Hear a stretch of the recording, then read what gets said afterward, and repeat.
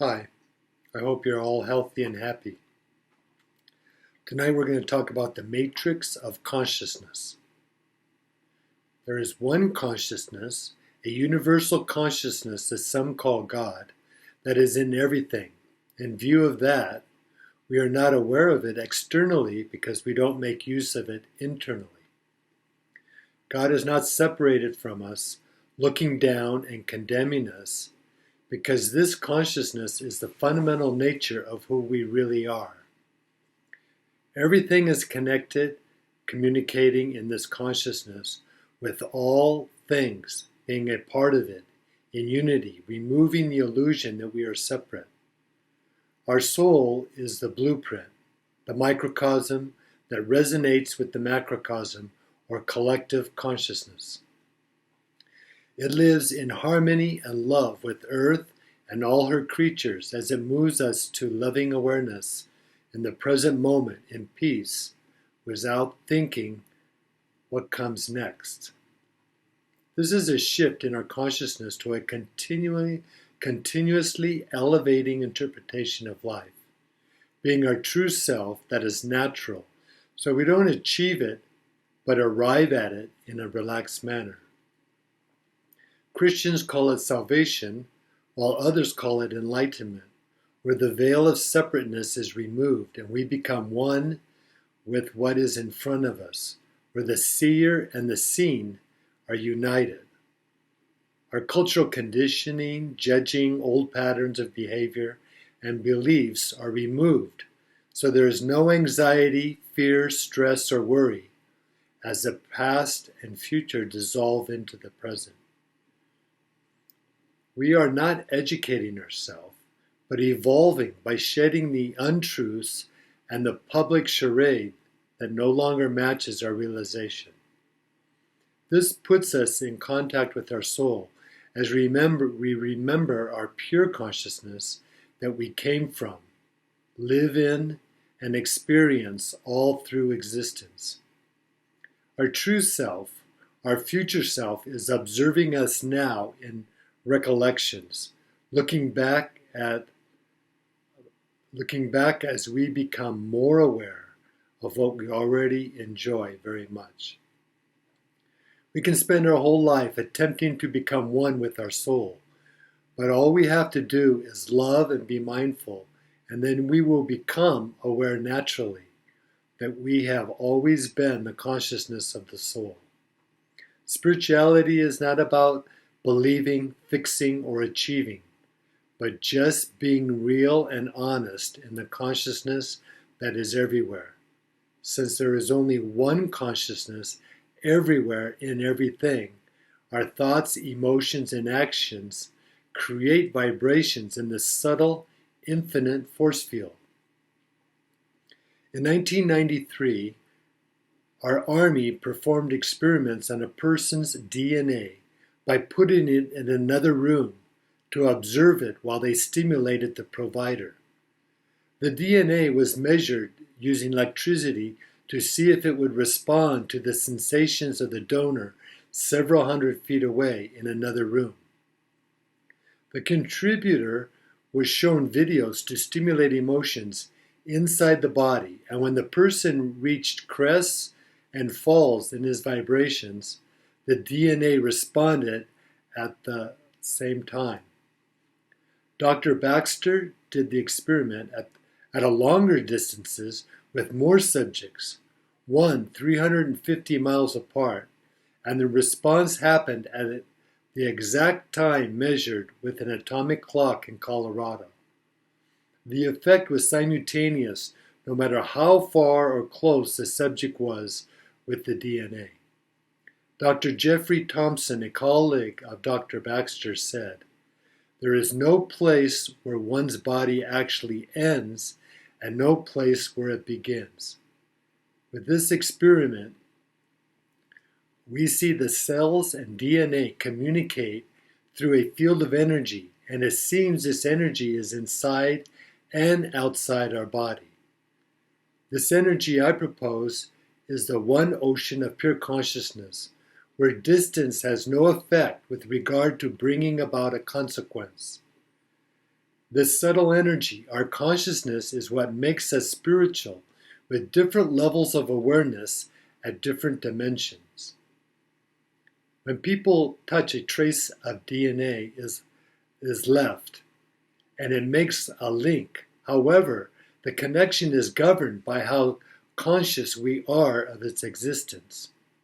To become conscious, we don't have to learn from a minister or priest who are not conscious themselves, but just have to go deep within ourselves. When we go beyond the mind, we know things without logic, memory, or prior knowledge because we experience it. When we shift our awareness to consciousness, then everything and everyone becomes our instructor, as we even learn from those people that annoy us. There's nothing wrong as we learn from our mistakes, but we have to be mindful of the experience, the consequences, and our decisions to expand to higher consciousness. We want to be more deeply engaged with our lives, but at the same time detached, so we can say goodbye to who we used to be, to become who we are, because we no longer function at that vibration. Rumi says, "Be like a tree, let the dead leaves drop." We are waves of consciousness on top of the ocean of consciousness. So we think we are separate, but when we go deep within, we realize we are all one. On a deep soul level, we transform to different dimensions, but we don't die, and it starts when we decide to awaken to our true self. We don't come into consciousness because we came from it, are it, and are just returning to it, no matter how distressed our mind is. Every soul is complete, unbroken, and it doesn't matter how messed up our mind is, because the consciousness of our soul is our core, who we are. Most people are asleep in a messed up mind, where they marry, cheat, and sleep throughout life without waking up. But sooner or later, their higher consciousness disables their desires and sets them free. We don't need death to free us from our faults, because we are the same after death as before it. Therefore, it is about remembering who we are and shift from mind to consciousness. This shift to consciousness brings peace, where there is no worries, as nothing bothers us anymore, as we experience bliss, which is pure joy, pure consciousness. Khalil Gibran said, "Pain and foolishness lead to great bliss and complete knowledge, for eternal wisdom created nothing under the sun in vain." Consciousness is our natural state, seeing that we were born from pure consciousness. But we were coached in society to forget our core, the soul. We are instructed to wear clothes, follow customs, to obey our elders, and to forget the spirit. Consciousness does not change, but we change when we follow the ego mind and not our soul, so we think we are the body mind. We Christians say we are created in the image and likeness of God, which we can say is one collective pure consciousness. This consciousness is the matrix that runs through everything, connecting us to people, places, and events, the past and future. It also runs through our mind, but the mind is only a small part of the consciousness that makes up who we are, as it can't make sense of our soul. Ephesians 1:4 says, according as he hath chosen us in him before the foundation of the world, that we should be holy and without blame before him in love. Remember, in biblical times there was no science, so humans created God in their own image. Instead of thinking that God is consciousness, a force field, they thought of him as a person. The Bible passage just read states, "We are created in the image and likeness of God, a pure consciousness. Before the foundation of the world, we were pure consciousness." When we become conscious that our mind and body is within our consciousness, we have the privilege of seeing ourselves as a soul. Our soul is our link, our GPS, guiding us to pure consciousness, our essence, and our true self that is eternal. The soul has been guiding us since we were born, but we didn't receive the material because we weren't aware of it. When we are aware of everything around and inside us, we receive the interactions from the soul every moment of every day. An Australian Aboriginal proverb states this: "We are all visitors to this time, this place. We are just passing through. Our purpose here is to observe, to learn, to grow, to love, and then we return home."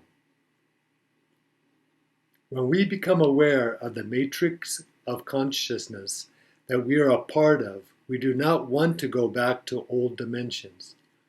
In fact, we are getting rid of energies, the social conditioning that no longer serves love and freedom as we accept our true self.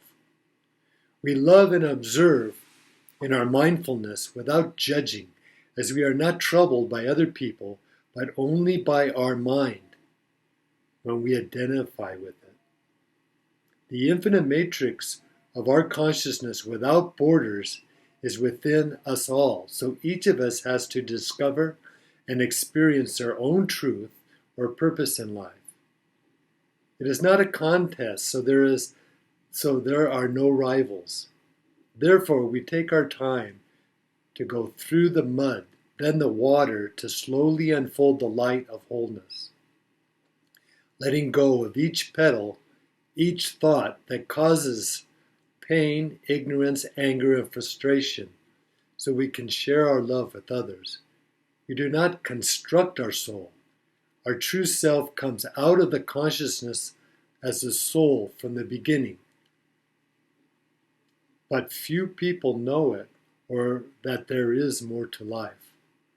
Following the inner ground plan of our consciousness, we expand and realize that we are not separate from God or others as we grow in the spiritual matrix.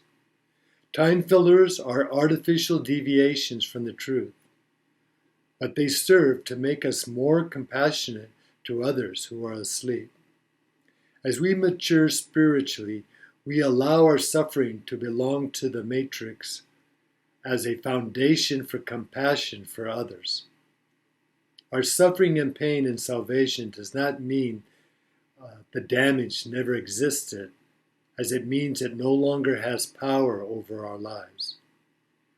We walk slowly as each step of our life, the pain from our past and the anxiety of our future dissolve with each step as the best moment of our life comes in the present moment. This is spiritual transformation, from thinking to being, our true self by giving love freely as it is given to us. In the whole, the matrix of one consciousness we can fall down, upward, or onward, but we are still in the whole. So enjoy the soul. Thank you.